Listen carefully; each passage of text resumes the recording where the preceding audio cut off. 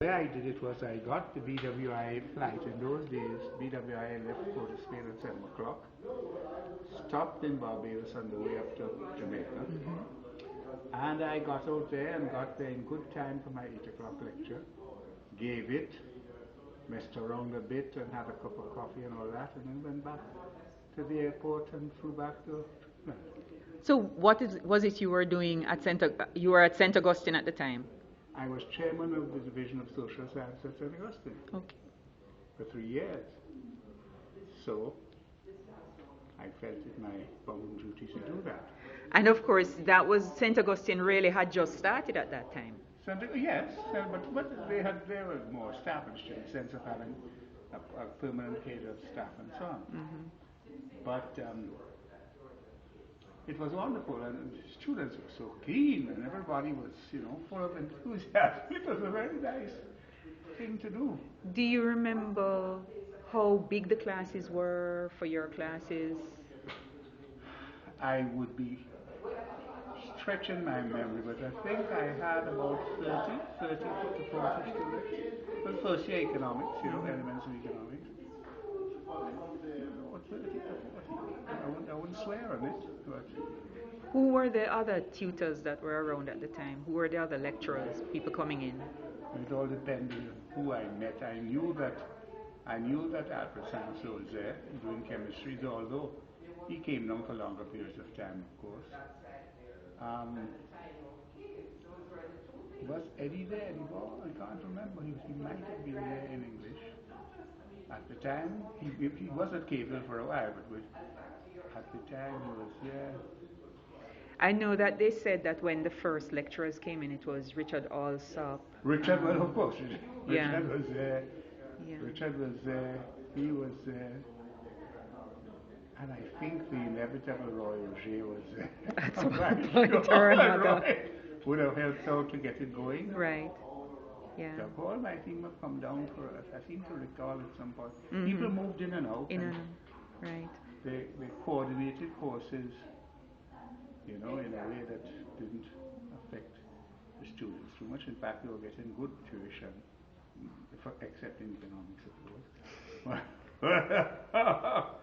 But Sydney came after that, and I backed off because I was then being pulled into all manner of things in Trinidad, the Trinidad government.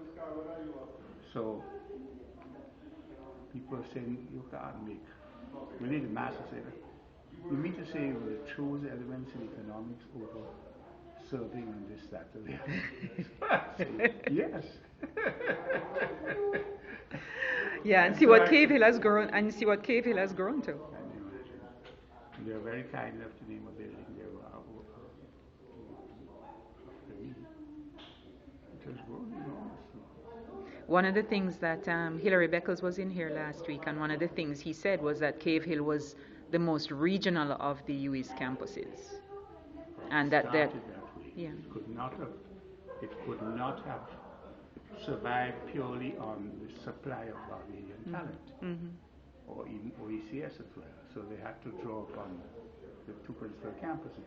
They gave succor to the Fletchling campus, and even when they went up to where they are now, a lot of that continued, part-timers and short period people and so on. But of course, at the same time, they got some very good staff. Yeah. In But history, I think they got Woodville and right. Keith and Yeah. But one of the things that he seemed to be suggesting is that has become their ethos.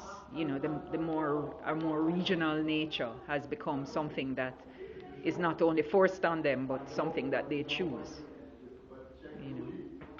They're also the youngest campus. No, that is true too. They're the youngest campus, and therefore, and from the very beginning, their rationale was to serve as a campus for Barbados and the OECS. It wasn't a Barbados campus as the council set up, so they had a wider mandate than the island in which they resided. But it's also a little bit of youth and